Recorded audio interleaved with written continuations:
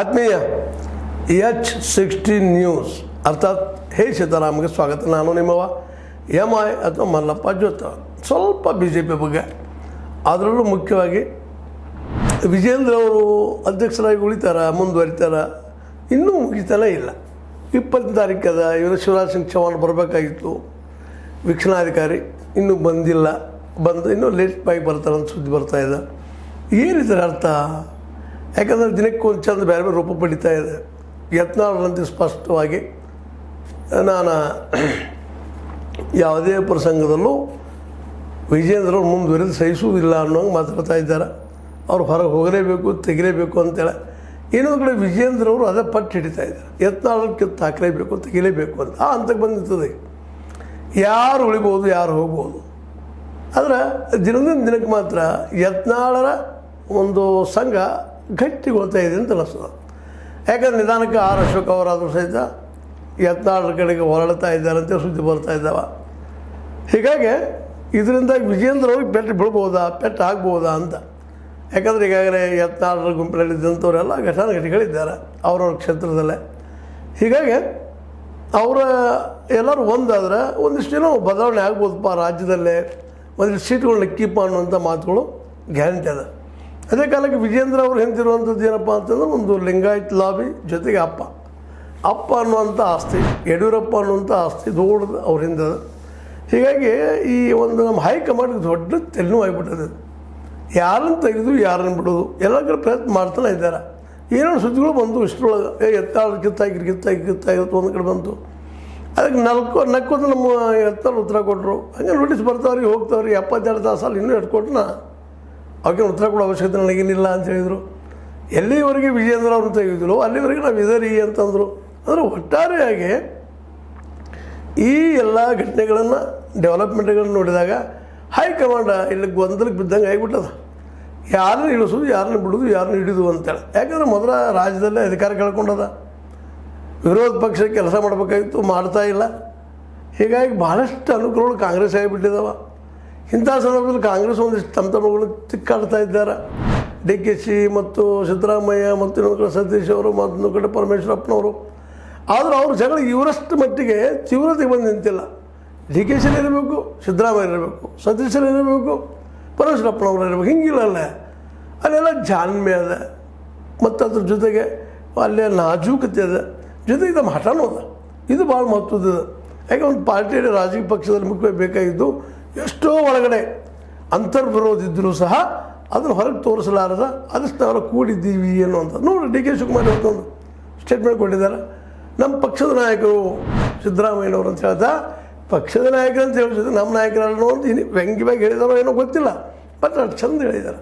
ಅದು ಇಲ್ಲ, ಹಂಗಿಲ್ಲ, ನೇರ ವಿಜೇಂದ್ರ ತೆಗಿಬೇಕು, ವಿಜೇಂದ್ರ ಅವರು ಎತ್ತಾಳು ತೆಗಿಬೇಕು. ಅಂದ್ರೆ ಇದು ಯಾವ ಹಂತಕ್ಕೆ ಬಂದಿದ್ದಪ್ಪ ಅಂದ್ರೆ ಭಿನ್ನಮತ ಇಡೀ ಪಾರ್ಟಿಯನ್ನು ಒಡೆದು ಬಿಡ್ತದಂತ.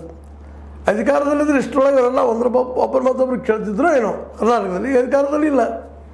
ಈಗ ಯತ್ನಾಳರು ಒಂದು ಹಂತಕ್ಕೆ ನಿಂತಿದ್ದಾರೆ. ನಾನು ತೆಗೆದು ಹಾಕಿದರೆ ನಾನು ಹೊಸ ಪಕ್ಷ ಕಾಡ್ತೀನಿ.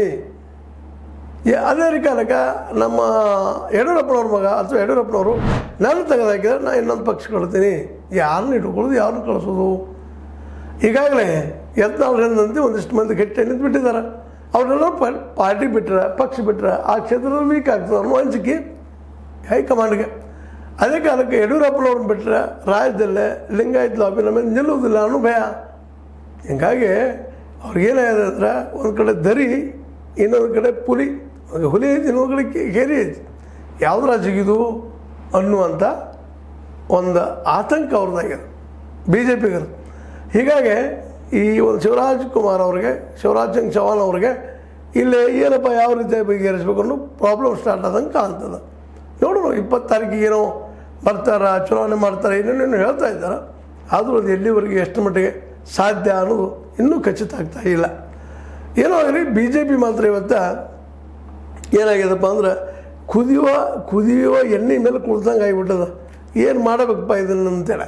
ಆದರೆ ಒಂದು ಮಾತ್ರ ನಿಶ್ಚಿತ, ಯಾವುದೇ ಪ್ರಸಂಗದಲ್ಲೂ ಇನ್ನು ಮೋಸ್ಟ್ ಪ್ರೊಬಬ್ಲಿ ಇನ್ನು ಮುಂದಿನ ದಿನದಲ್ಲೇ ವಿಜೇಂದ್ರ ಮತ್ತು ಯತ್ನಾಳ್ ಕೂಡುವ ಸಾಧ್ಯತೆಗಳು ಭಾಳಷ್ಟು ಕಡಿಮೆ. ಯಾಕಂದರೆ ಯತ್ನಾಳ್ ಜಿದ್ದಾಗಿ ತೆಗೆದುಕೊಂಡಾರ, ವಿಜೇಂದ್ರವರು ಸಹಿತ ಜಿದ್ದಾಗಿ ತೆಗೆದುಕೊಂಡಿದ್ದಾರೆ. ಮತ್ತು ಇನ್ನುಳಿದ ನಾಯಕರು ಏನು ರೀ, ಗೆದ್ದೆತ್ತಿನ ಬಾಲ ಹಿಡಿಯುವಂಥವ್ರು, ಯಾರು ಗೆದ್ದರೆ ಅವ್ರು ನಮ್ಮವ್ರಪ್ಪ, ಸೋತವ್ರು ಅವ್ರವ್ರಪ್ಪ ಅನ್ನುವಂಥ ಪರಿಸ್ಥಿತಿ ಒಳಗಿದ್ದಾರೆ. ಹೀಗಾಗಿ ಇಡೀ ಈ ಒಂದು ತಿಕ್ಕಾಟ ಗೊಂದಲ ಇವತ್ತೇನಾಗಿಬಿಡೋದಪ್ಪ ಅಂತಂದ್ರೆ BJPಗೆ ಮತ್ತಷ್ಟು ಎಲ್ಲೂ ದೂರ ಎಳ್ಕೊಂಡು ಹೋಗುವಂಥ ಸಿಚುವೇಶನ್ ತಯಾರಾಗ್ತಾ ಇದ್ದಾವೆ. ಅದಕ್ಕಾಗಿ ಈಗ ನಮ್ಮ ಈ ಹೈಕಮಾಂಡ್ಗೆ ಎರಡರಲ್ಲೂ ಒಂದು ಡಿಸಿಷನ್, ಇವ್ರು ಬೇಕಾ ತೊಗೊಳ್ಳೋವಂಥದ್ದು. ಇಷ್ಟೊಳಗೆ ತೊಗೋಬೇಕಾಗಿತ್ತು, ಅದು ಭಾಳ ದಿಗ್ಬಿಟ್ರೆ ಅದನ್ನು. ಇಷ್ಟರೊಳಗೆ ಈ ನಿರ್ಧಾರವನ್ನು ತೆಗೆದುಕೊಂಡಿದ್ರೆ, ಎರಡರ ಒಂದು ನಿರ್ಧಾರ ತೆಗೆದುಕೊಂಡಿದ್ರೆ ಈಗ ಸಮಾಧಾನ ಆಗ್ತಿತ್ತು ಏನೋ. ಆದ್ರೆ ಈ ಸಮಸ್ಯೆಯನ್ನು ಬಲಿಯೋದಕ್ಕೆ, ಬೆಳೆಯೋದಕ್ಕೆ, ಚಿಗೋದಕ್ಕೆ, ಇದಕ್ಕೆ ನೀರು ಹಾಕೋದಕ್ಕೆ, ಗೊಬ್ಬರ ಹಾಕೋದಕ್ಕೆ ಸ್ವತಃ ಹೈಕಮಾಂಡ ಕಾರಣ.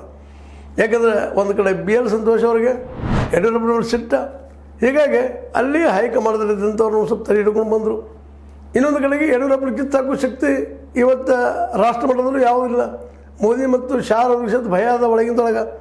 ಯಾಕಂದ್ರೆ ವಿಧಾನಸಭಾ ಚುನಾವಣೆಯಲ್ಲಿ ಅವ್ರ ಶಕ್ತಿ ನೋಡಿದ್ದಾರೆ, ಮತ್ತು ಅದರ ನಂತರ ಲೋಕಸಭಾ ಚುನಾವಣೆಯಲ್ಲಿ ಅವ್ರ ಶಕ್ತಿ ನೋಡಿದ್ದಾರೆ.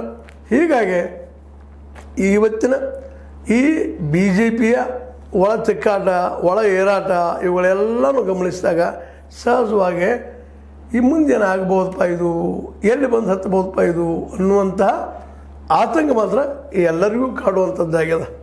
ಒಟ್ಟಾರೆಯಾಗಿ BJP ಇವತ್ತು ಒಡೆದ ಮನೆ ಆಗಿದ್ದಂತೆ ಏನು ಸುಳ್ಳಲ್ಲ.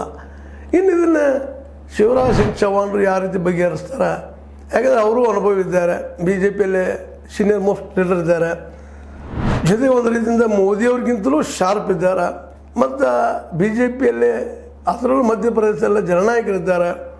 ಆ ಎಲ್ಲ ನೆಲೆಯಲ್ಲೇ ಶಿವರಾಜ್ ಸಿಂಗ್ ಚೌಹಾಣ್ರು ಈ ಸಮಸ್ಯೆಯನ್ನು ಸಾಲ್ವ್ ಮಾಡಬಹುದು ಅನ್ನೋ ಒಂದು ದೂರದ ಆಸೆ. ಆದರೆ ಈ ಆಸೆಗೆ ತಣ್ಣೀರು ಯಾಕೆ ಹರಿಸಿದಂಗೆ ಆಗಲಿಕ್ಕತ್ತದಪ್ಪ ಅಂದರೆ ಇಬ್ಬರು ಎರಡೂ ಸೈಡ್ ಒಟ್ಟಿನಲ್ಲಿ ಒಂದಿಷ್ಟು ಬಗ್ಗು ಸ್ಥಿತಿಯೊಳಗಿಲ್ಲ. ಇಬ್ಬರು ಇವತ್ತು ಅಡ್ಮಿಟ್ ಆಗಿ ಬಿಟ್ಟಿದ್ದಾರೆ. ಒಂದು ವಿಜೇಂದ್ರ ಒಂದು ಕಡೆ ನಮ್ಮ ಯತ್ನಾಳರು ಯಾರು ಹಿಂದೆ ಸರಿಯು ಪರಿಸ್ಥಿತಿ ಒಳಗಿಲ್ಲ. ಇದರಿಂದಾಗಿ ಒಂದು ಲಾಭ ಒಂದು ಹಾನಿ ಅನ್ನೋಕ್ಕಿಂತ ಎರಡೂ ಹಾನಿನ ಆಗ್ಲಿಕ್ಕತ್ತದ.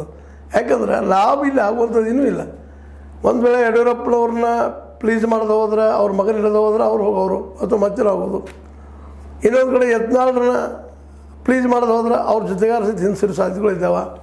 ಹೀಗಾಗಿ ಹೇಗಿದ್ದರೂ ಪಾರ್ಟಿಗೆ ಹೊಡೆದು ಬಿಡೋದು ಎರಡು ಮಾತೇ ಇಲ್ಲ. ಈ ಎಲ್ಲ ನೆಲೆಯಲ್ಲೇ ಇವತ್ತು ಹೈಕಮಾಂಡ್ ಇದ್ದಿದ್ದು, ಅದರಲ್ಲೂ BJP ಹೈಕಮಾಂಡ್ ಇದ್ದಿದ್ದು ಬರೀ ಗೊಂದಲಲ್ಲ, ಬಗೆಹರಿಸಲಾದ ಸಮಸ್ಯೆಯಲ್ಲೇ ತನ್ನ ಒದ್ದಾಡ್ತಾ ಇದೆಯೇನೋ ಅನ್ನುವಂಥ ಮಾತುಗಳು ಕೇಳಿ ಬರ್ತಾ ಇದ್ದಾವೆ. ಹೀಗಾಗಿ ಇವತ್ತು BJP ಏನಪ್ಪ ಅಂತಂದ್ರೆ ಗಂಟಲಲ್ಲೇ ಬಿಸಿ ತುಪ್ಪ ಇಟ್ಕೊಂಡು ಕೂತಂಗಾಗಿದೆ. ನಿಂಗಿದ್ರೆ ಒಂದು ಬಿಸಿದ ಸುಡುತ್ತದೆ ಗಂಟ್ಲ, ಉಗುಳಿದ್ರೆ ತುಪ್ಪ. ಹೀಗಾಗಿ ಈ ಒಂದು ಹೈಕಮಾಂಡ್ ಇದ್ದಿದ್ದು ಈ BJPಯನ್ನು ಹೇಗೆ ಉಳಿಸ್ಕೋಬೇಕು, ಕರ್ನಾಟಕದಲ್ಲೇ ಬೆಳೆಸ್ಕೋಬೇಕು, ಅದರಲ್ಲೂ ಬಲಿಷ್ಠ ಸಿದ್ದರಾಮಯ್ಯನ ಹೆಂಗೆ ಎದುರಿಸಬೇಕು ಅನ್ನೋ ಒಂದು ಚಿಂತೆ ಆಗಿದೆ. ಈಗ ಮುಖ್ಯ ಚಿಂತೆ ಹೈಕಮಾಂಡ್ಗಿರೋದು 2028ರಲ್ಲಾದರೂ ನಾವು ಗೆಲ್ಲಬಹುದಾ ಅನ್ನುವಂಥ ಒಂದು ನಿರಾಶೆ ಮುಡ್ಲಿಕ್ಕತ್ತದವ್ರು. ಗೆಲ್ತೀವಿ ಅಂತ ಅವ್ರಿಗೆ ಗ್ಯಾರಂಟಿಯಾಗಿ ಹೇಳೋ ಸ್ಥಿತಿಯೊಳಗಿಲ್ಲ. ಯಾಕೆಂದರೆ ಯಡಿಯೂರಪ್ಪರು ಹೋದ್ರೆ ಲೀಡರ್ ಇಲ್ಲೇ ಈ ಒಂದು ಸಿದ್ದರಾಮಯ್ಯ ಒಂದು ಎದುರಾಳಿಯಾಗಿ, ಮತ್ತು ಯತ್ನಾಳರ ಪರ ಹೋದ್ರೆ ದೊಡ್ಡ ಗುಂಪಿಲ್ಲ.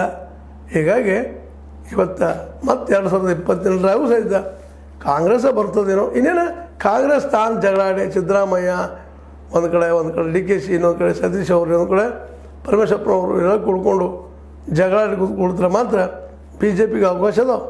ಆದರೆ ಈ ಅವಕಾಶ ಅದು ಈ ಜಗಳಾಡಿದಾಗ ಒಂದು ತಾರ್ಕಿಕ ಅಂತಿಗೆ ಬಂದಾಗ ಮಾತ್ರ. ಇಲ್ಲಾಂದ್ರೆ ಈಗಿನ ಮಟ್ಟಿಗೆ BJP 30% ಇದ್ದರೆ ಕಾಂಗ್ರೆಸ್ 70% ವಿನ್ನಿಂಗ್ ಪಾಯಿಂಟ್ಸ್ ನಾವು 2022ರಾಗಿ ನೋಡೋಣ. ದಿನ ಹೋದಾಗ ಏನಾಗ್ತದೆ ಅಂತೇಳಿ ಇದೇ ರೀತಿ ನಾಳೆ ಇರೋದಿಲ್ಲ, ನಾಳಿದಂಗೆ ನಾಳೆ ಇರೋದಿಲ್ಲ. ರಾಜಕೀಯದಲ್ಲಿ ಯಾರು ಶತ್ರುನೂ ಅಲ್ಲ ಮಿತ್ರನೂ ಅಲ್ಲ ಅಂತ ಹೇಳ್ತಾ, ಇದು ನಿಮಗೆ ಲೈಕ್ ಆಗಿರ್ಬೋದು. ಲೈಕ್ ಮಾಡಿ, ಶೇರ್ ಮಾಡಿರಿ, ಕಮೆಂಟ್ ಮಾಡಿ, ಜೊತೆಗೆ ಸಬ್ಸ್ಕ್ರೈಬ್ ಆಗೋದು ನಿಲ್ಲಿಸ್ಲಿಕ್ಕೆ ಹೋಗಬೇಡ್ರಿ. H16 ನ್ಯೂಸ್ ಅರ್ಥಾತ್ ಸಿದ್ದಾರಾಮ್, ಇದು ಸತ್ಯದ ಕೈಗೆ ನಡಿ. ವಂದನೆಗಳು.